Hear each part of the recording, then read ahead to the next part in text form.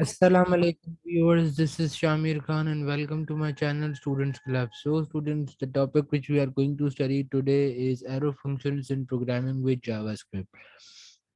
Programming with JavaScript से related जो है वो मैंने अपनी लास्ट की 3 वीडियोस जो हैं वो पब्लिश करी हुई हैं, जिसके अंदर फर्स्ट वीडियो जो थी हमारी वो थी introduction to programming with JavaScript. फिर जो है वो मैंने आपको लेट वेरिएबल और कांस्टेंट के बीच में जो है वो डिफरेंस एक्सप्लेन करे करे थे। फिर जो है वो हमारी टेम्पलेट स्ट्रिंग पे मैंने जो है वो प्रोग्रामिंग विद जावास्क्रिप्ट की जो है वो वीडियो पब्लिश करी थी। तो अब जो हमारा टॉपिक है वो है arrow functions in programming with JavaScript. Arrow functions जो हैं वो नॉर्मल फंक्शन से इस तरीके से डिफरेंट होते हैं दरअसल, कि एरो फंक्शंस के अंदर और एरो फंक्शंस जो है वो जो नॉर्मल फंक्शंस हैं उनसे काफ़ी काफ़ी काफ़ी काफ़ी इजी होते हैं। सही है। और उसकी वजह ये होती है कि इसके अंदर जो स्ट्रक्चर होता है वो नॉर्मल प्रोग्रामिंग विद जावास्क्रिप्ट के स्ट्रक्चर से काफ़ी इजी होता है। तो हम देख लेते हैं कि प्रोग्रामिंग विद जावास्क्रिप्ट के अंदर जो भी हमारे फंक्शंस हैं वो किस तरीके से जो है वो एरो फंक्शंस हैं वो एग्जीक्यूट होते हैं। सही है। तो मैंने क्या किया, मैंने एक फाइल क्रिएट कर ली इधर, arrow.html। सही है। arrow.html की जो है वो मैंने एक फाइल जनरेट कर ली यहाँ पे, और इसके अंदर जो है वो अपनी नॉर्मल बॉयलर प्लेट जनरेट कर लेते हैं HTML की, और इधर लिख देते हैं कि है क्या, ये हमारे हैं एरो फंक्शंस। सही है। एरो फंक्शंस के बाद जो है वो हमारे पास बॉडी के अंदर हम सबसे पहले क्या कर लेंगे, एक स्क्रिप्ट का टैग क्रिएट कर लेंगे। एक स्क्रिप्ट का टैग क्रिएट कर लेंगे। स्क्रिप्ट के टैग के अंदर जो है वो मैं पहले आपको नॉर्मल जो है वो फंक्शंस का जो है वो कॉन्सेप्ट बता देता हूँ। फंक्शन मैंने जनरेट किया और फंक्शन के बाद जो है फंक्शन का नेम आ गया। फंक्शन का नेम आ जाएगा। लेट से मुझे अगर स्वैप करवाना है दो वेरिएबल्स को, तो मैं क्या करूँगा, स्वैप। सही है। स्वैप और राउंड ब्रैकेट्स, फिर सॉरी, राउंड ब्रैकेट्स के बाद जो है वो मैंने करली ब्रैकेट्स लगाया, और यहाँ पे हमारी जो है वो सारी की सारी कोडिंग एग्जीक्यूट होगी। सही है। लेकिन एरो फंक्शंस का प्रोसीजर कुछ इससे अलग है। मैंने क्या किया, इसको जो है अभी फिलहाल कमेंट आउट कर दिया। कमेंट आउट कर लेने के बाद जो है वो मैंने अब वापस से जो है वो एरो फंक्शन बनाऊंगा। एरो फंक्शन के लिए मैं सबसे पहले लेट मैंने जनरेट किया। सही है। मैंने लेट लिखा, और लेट के बाद जो है अब जो भी फंक्शन का नेम, जैसे यहाँ पर हमारा फंक्शन का नेम फंक्शन के कीवर्ड के बाद आ रहा था, तो अब हम लेट के बाद जो है वो अपना फंक्शन का नेम लिख देंगे, लेट से स्वैप। सही है।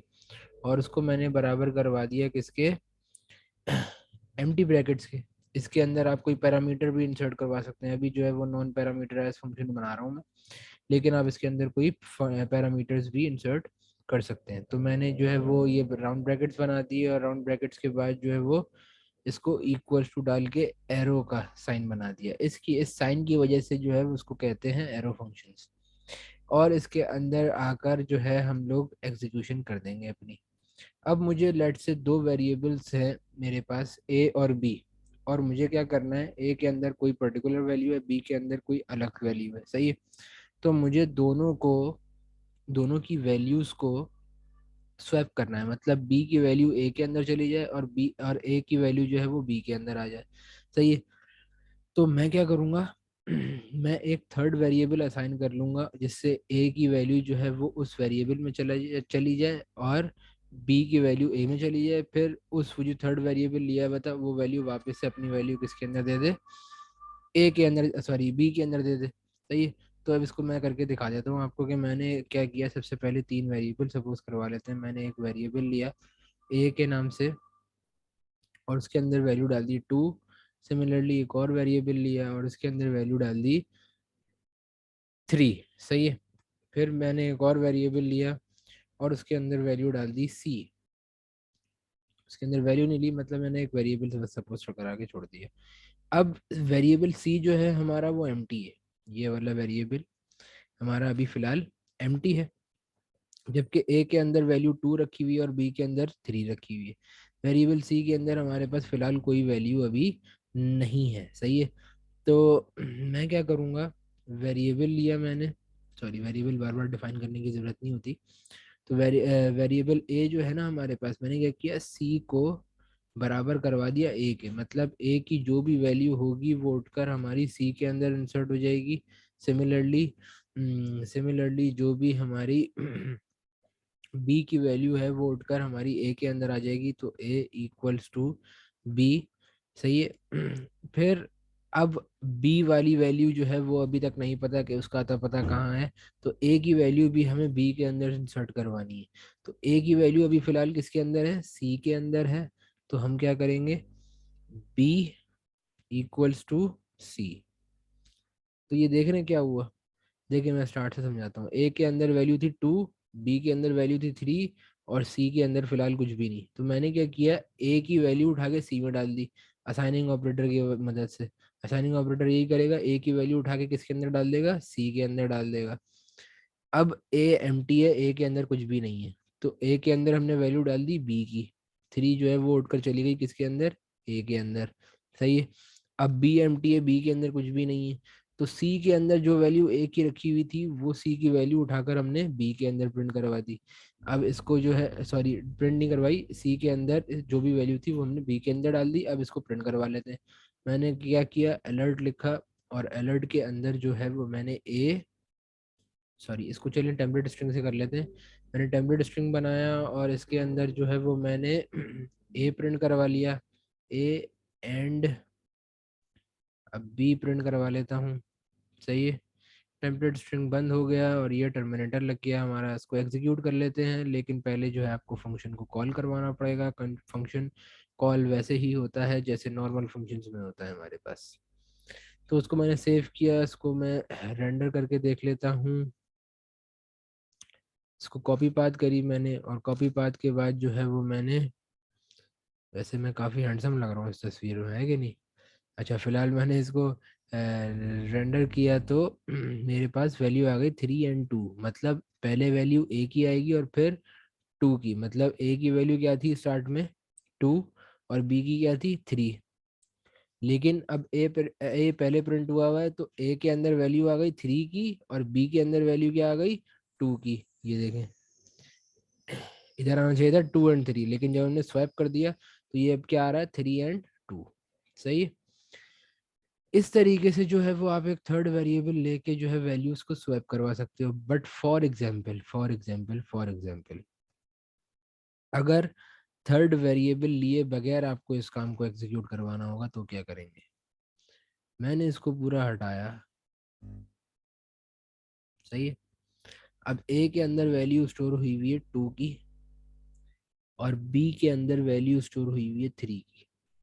चलिए इसको हटा देते हैं। एक काम करता हूँ, ये भी हटा दिया मैंने। सही है। और इसको मैं बना देता हूँ पैरामीटराइज फंक्शन। पैरामीटर्स में हम लोग सिर्फ 2 ही वेरिएबल्स ले रहे हैं, ए और बी की वैल्यू। सही। तो पैरामीटर्स मैंने ऊपर डिफाइन कर दिए, ए और बी। और इसके अंदर जो है वो मैं अब अपनी कोडिंग स्टार्ट करूंगा स्वैपिंग करने की वेरिएबल्स के without declaration of the third variable. सही है। तो ए कॉमा बी की जो वैल्यूज हैं हमारे पास वो हम लोग एंड में डिफाइन कर देंगे। अभी फिलहाल जो है मैं इसकी कोडिंग देख लेते हैं। मैंने क्या किया, एक मैंने वेरिएबल लिया ए, क्या ए का, सही है। और ए का जो वेरिएबल है वो मैंने उसको मैंने रख दिया ए प्लस बी के। सही। अब ए के वेरिएबल के अंदर ए की भी वैल्यू स्टोर है और बी की भी वैल्यू स्टोर है। दोनों की वैल्यू क्या हुई हुई है, प्लस हुई हुई है। सही है। इस कॉन्सेप्ट को जरा ध्यान में रखिएगा, ए के अंदर ए की भी वैल्यू है और बी की भी वैल्यू है। सही है। अच्छा बी के अंदर, अब बी जो भी है ना, बी उसके अंदर हमें क्या डालनी है, ए की वैल्यू डालनी है। सही है। ए, अब सुनना जरा, बी के अंदर बी के अंदर हमें ए की वैल्यू डालनी है। ऐसा ही है। ए की वैल्यू डालनी है और ए के अंदर कौन सी वैल्यू स्टोर है, ए की भी और बी की भी। सही है। तो ए के अंदर ए प्लस बी हुई हुई है स्टोर और बी के अंदर अभी फिलहाल कोई भी वैल्यू नहीं है। तो हम क्या करेंगे अगर हमें बी की वैल्यू चाहिए, सही, सॉरी बी की जगह पे हमें ए की वैल्यू डालनी है, तो हम क्या करेंगे ए में से अगर बी निकाल दूं, ए मतलब ये वाले ए में से अगर मैं ये वाला बी निकाल दूं तो मेरे पास क्या बच जाएगा, ये वाला ए बच जाएगा। तो ए माइनस बी। सिंपल।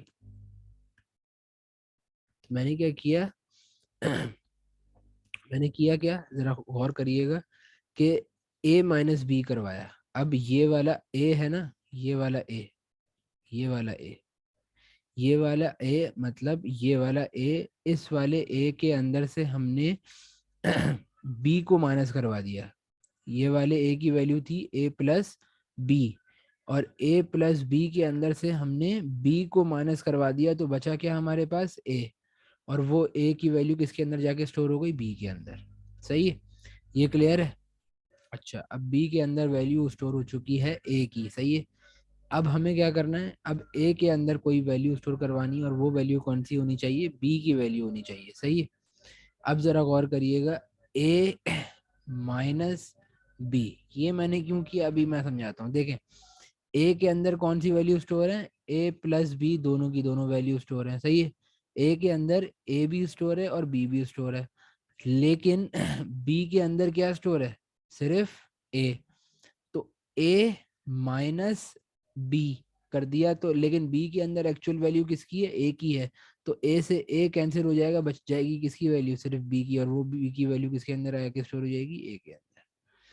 ये उम्मीद है, मुझे मुझे बहुत ज़्यादा उम्मीद है कि ये आपको समझ आ गया होगा, क्योंकि देखें, हम लोग जब भी a लगा रहे हैं ना, हम जब भी ये वाले a लगा रहे हैं, तो हमारा मतलब है इस वाले a का मतलब है हमारा, और इस वाले a के अंदर a और b दोनों की वैल्यू स्टोर है, मतलब दोनों प्लस हुए हुए हैं, सही है। तो जब हम b की वैल्यू करेंगे, जब हम b की वैल्यू निकालना चाहेंगे, तो a माइनस बी किया हमने, इसका मतलब a में से ये जो a प्लस बी है, a plus B minus B कर देंगे, तो b से b कट जाएगा और a बचेगी वैल्यू, और a की वैल्यू जो है वो b के अंदर जाके स्टोर हो जाएगी। सिमिलरली जब हमने a माइनस बी यहाँ पर किया, तो a माइनस बी करने का मतलब ये है कि a plus B minus B, तो b से b वैल्यूज जो हैं वो कैंसिल आउट हो जाएंगी।